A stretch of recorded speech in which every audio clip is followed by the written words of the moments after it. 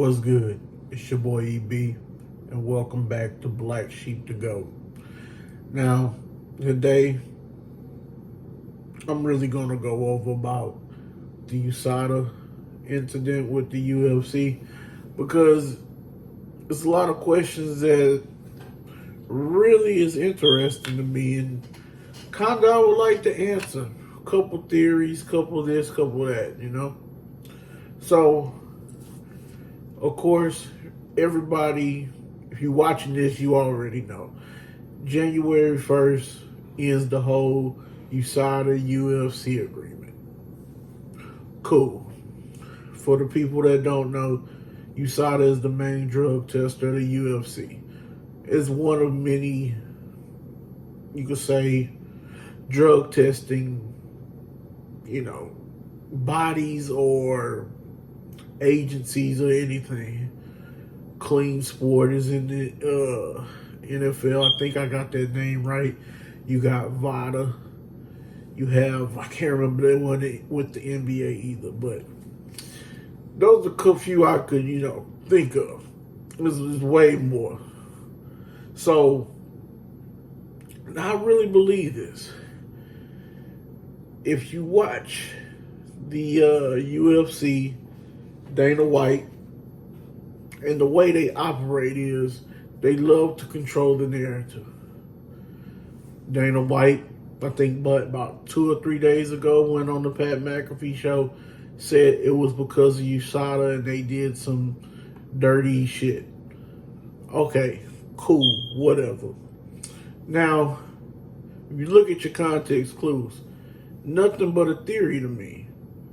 And it seems like because of the heat of performance enhancing drugs, I felt, I could be 100% wrong, but the way it looks to me is, I feel like USADA was trying to do right.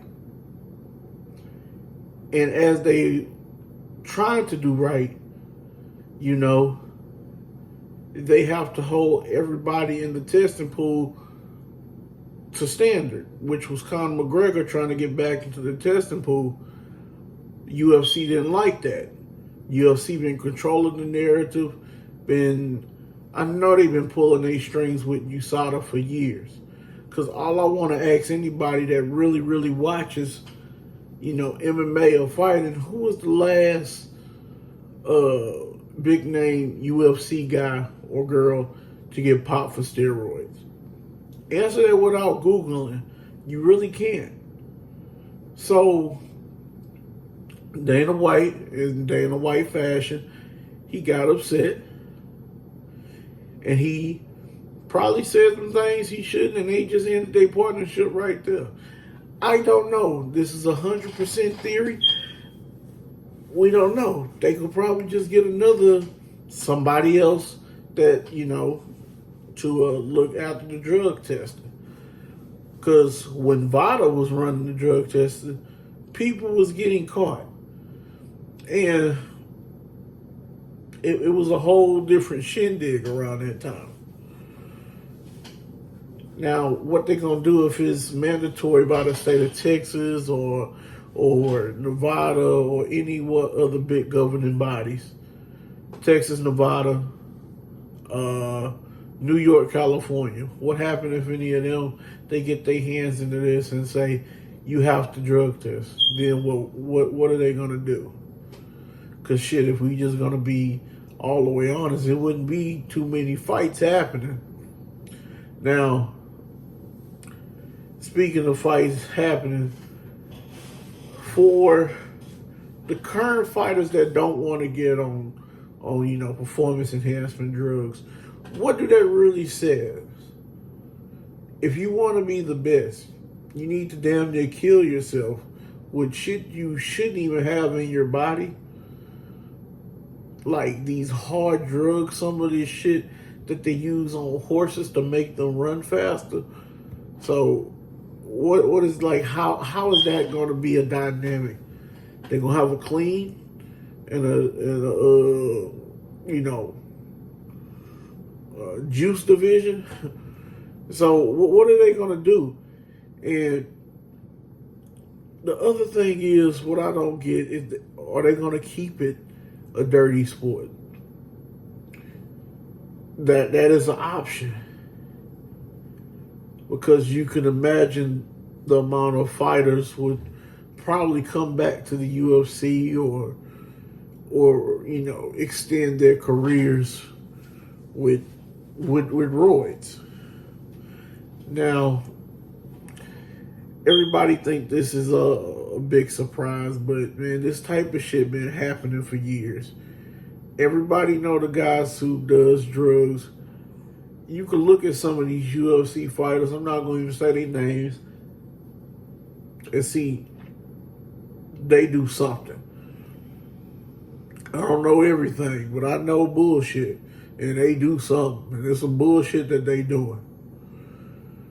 That's just speculation. Shit, I could be wrong yet again, but it's just the fact of, like, the other side of this. What does it says to your future fighters, the kids, or that teenager that's 18 years old and he's trying to, make a name for himself in the combat sports world? Or he just gonna juice himself all the way up until he get to the UFC? That don't sound too interesting. But I just wanted to say that real quick. A little quick video, something light for you. Is basically, just to wrap this whole thing up, is they need to do something about this. Because I'm not trying to see nobody die on my TV screen. 100%. That is where this shit can lead to. I'm not trying to see that. Been around that most of my life. I'm not trying to see all that anymore. So, also, my daughter watches this. Yes, she watches fighting with me and her mom, and it is, that's where the people and dying and all that stuff just all culminates into one. And I'll talk to y'all later.